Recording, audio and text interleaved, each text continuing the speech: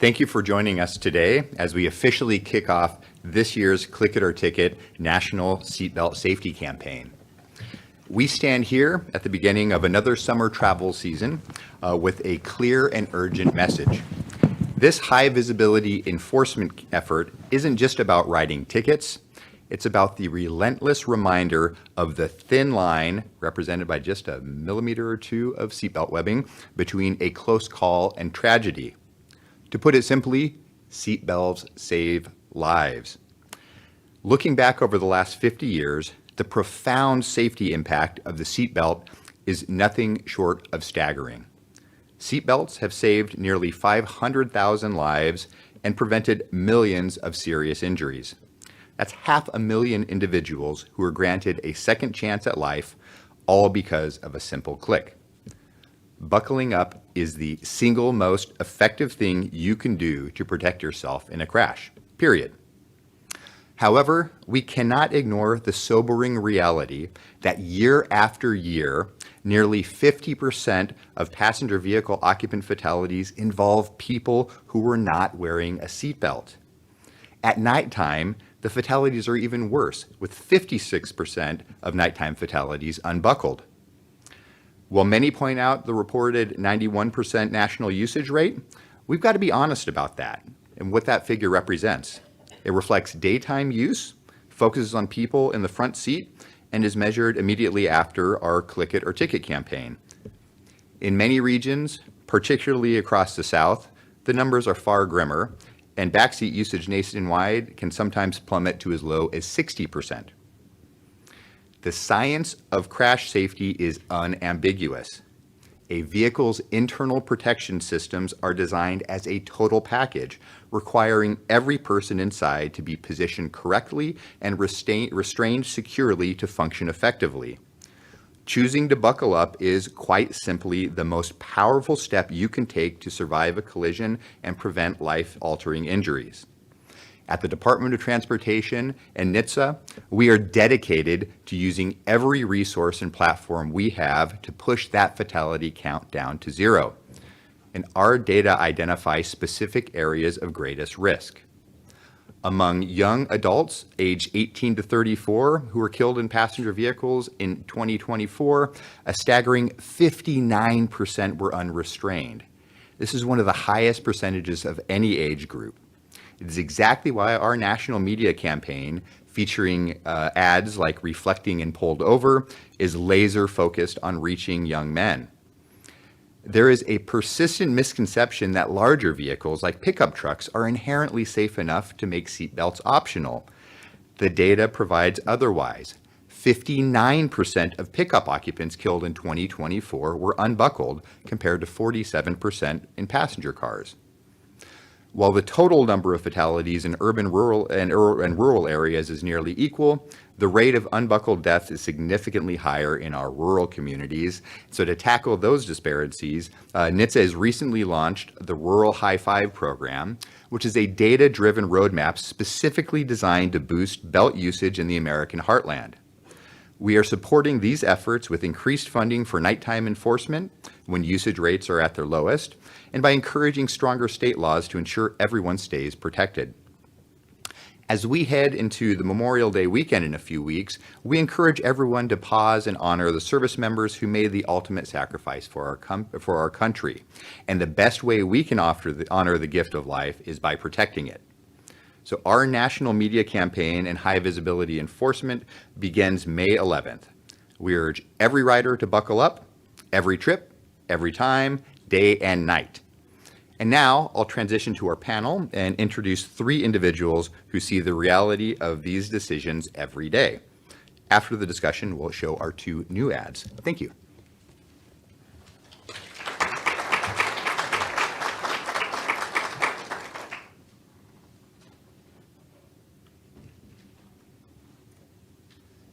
Thanks again for joining us today. I've got some fantastic panelists I'd like to introduce.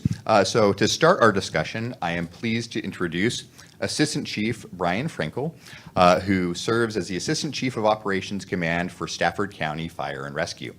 With decades of experience in high-stakes emergency medical services, Chief Frankel manages the frontline crews who are the first to witness the devastating physics of unrestrained collisions. He offers a sobering perspective on how a simple bad choice not to wear a belt transforms survivable incidents into complex multi-hour rescue operations that strain community resources. Chief, I want to begin by asking, you've been a firefighter for almost 40 years. How have you seen seatbelt usage change over time?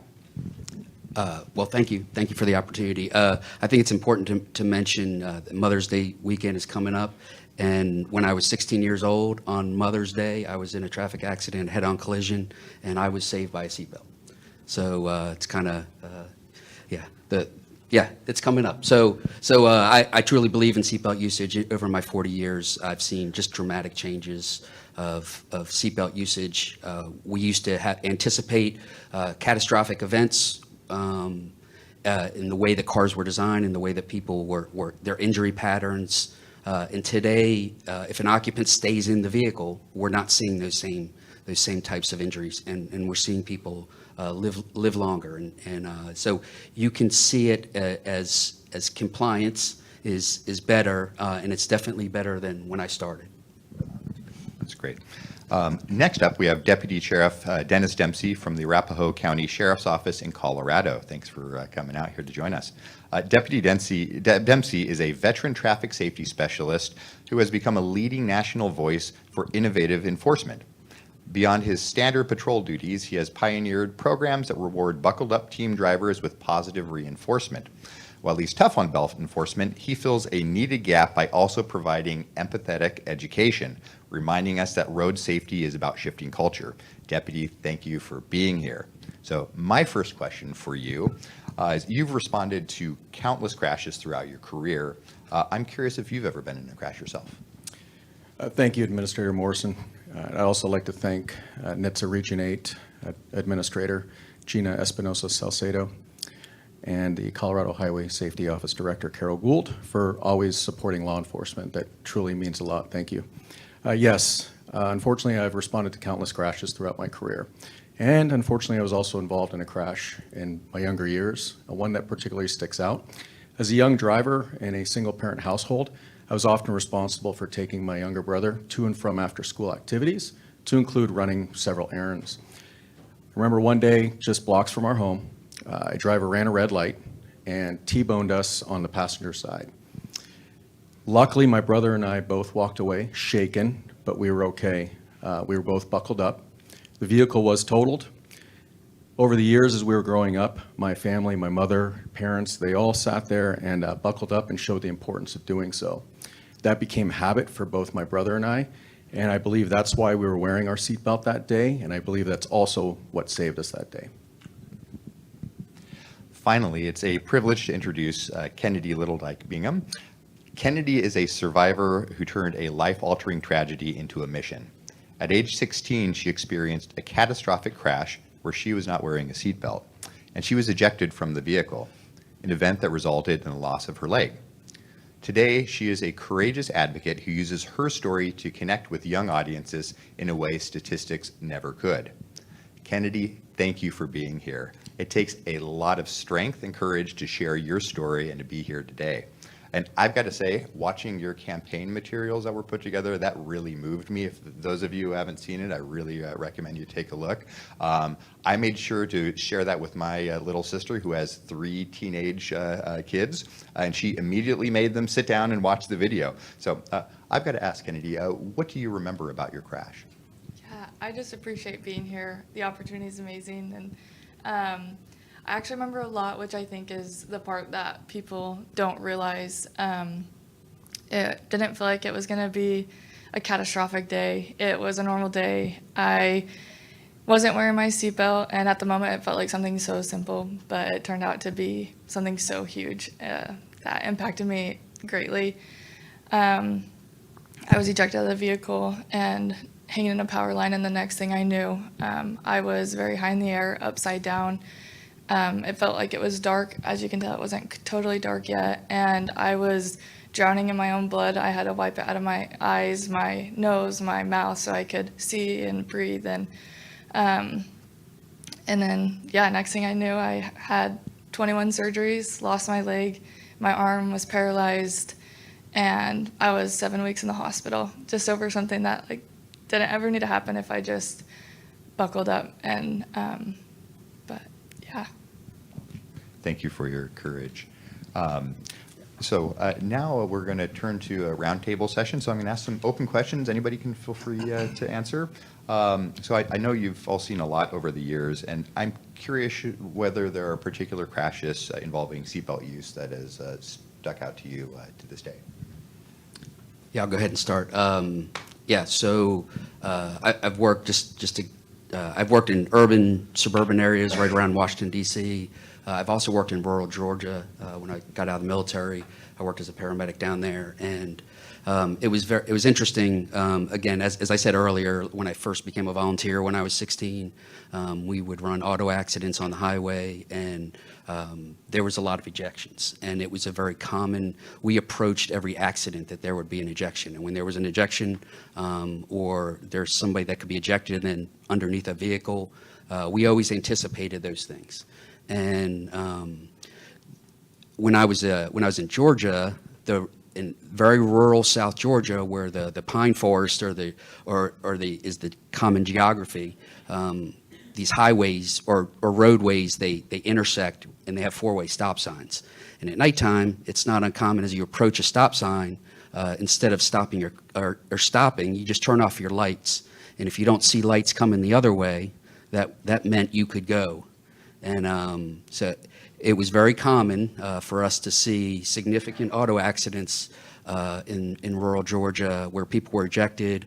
One in particular, there was two victims up in the tree. I didn't know about your case, but that it's very similar to your case. And we didn't have the fire department and support that we have in this region. It was a very rural area, so it was typically my partner and myself, and we were dealing with significant trauma patients.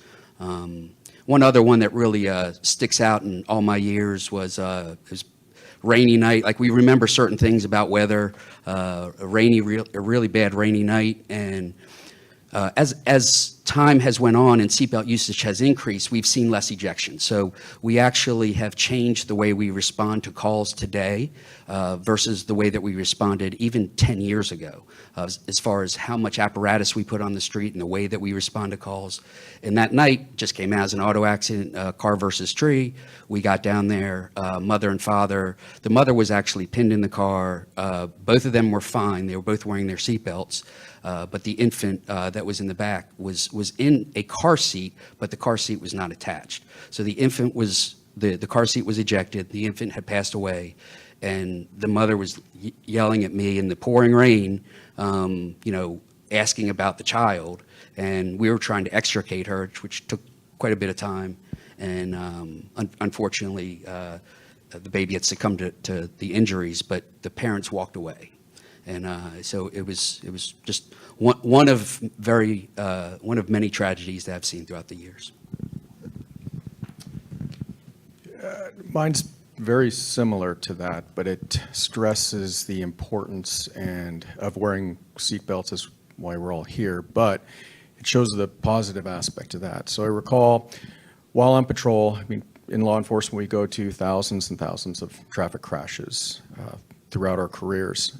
I was able to witness one occur just a few hundred feet in front of me.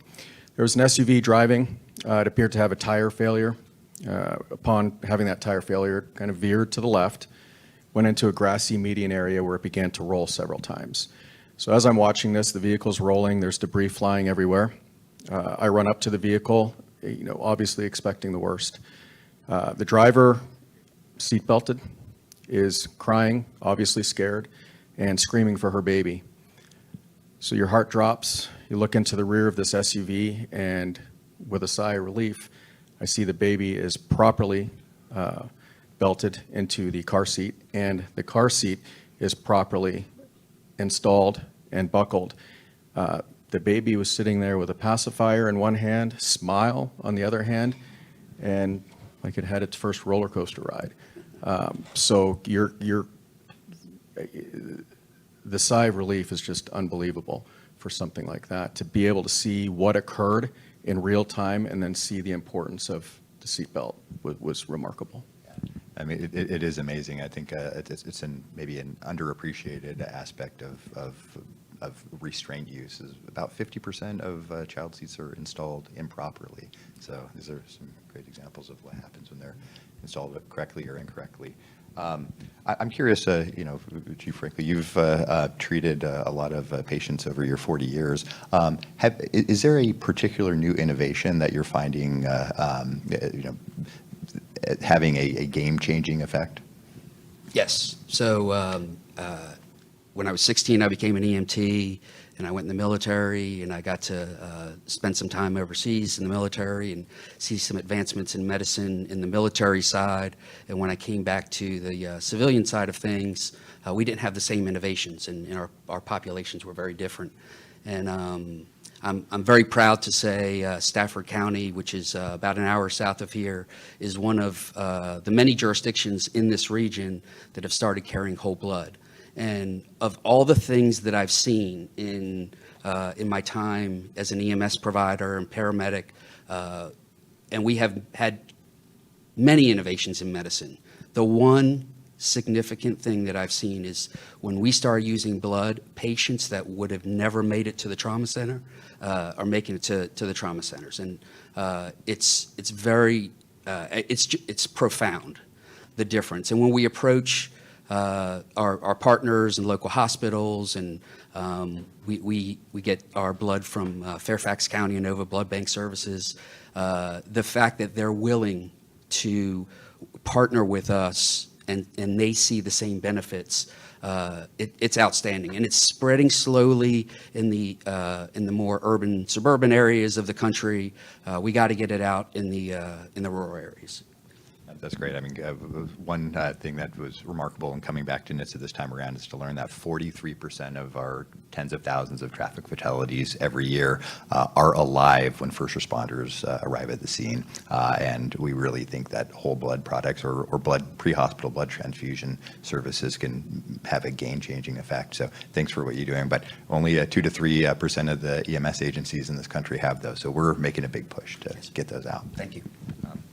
Kennedy, I know you've built a sizable social media following. How are you able to use social media to share this message with people your age? I've been able to use it because people my age, that's where they're already at, is social media. That's where they're scrolling every day, looking mindlessly, whether it is. And so it makes my job easy because I just have to post my real life. Like when it all happened, it wasn't about being famous or making this huge viral video or getting a platform. It was just my honesty of what life looked like because of the consequences of not wearing a seatbelt. And I think people my age, they don't do well when you tell them what to do or that they're wrong.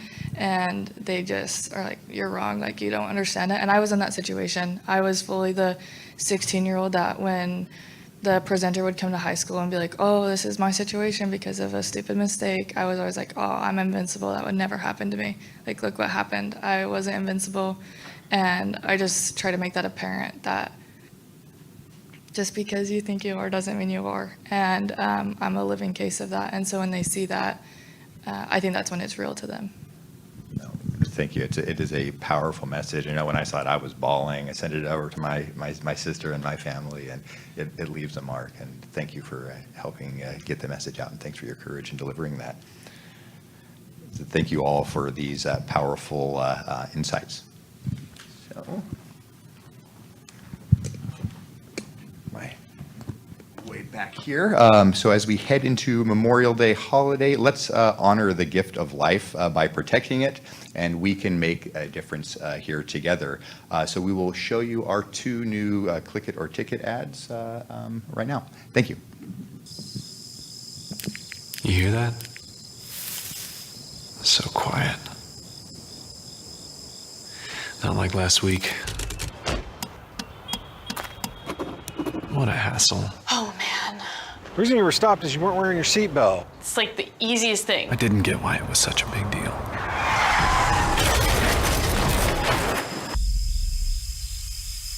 Oh, now I know why.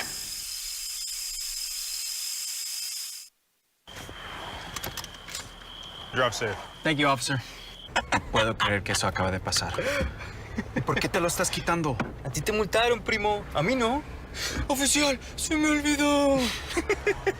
Bro, mejor cállate. $50 de multa solo por no llevar el cinturón.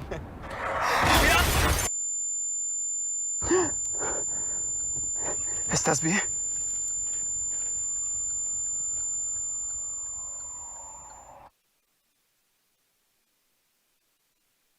Being here, and special thanks to our panelists.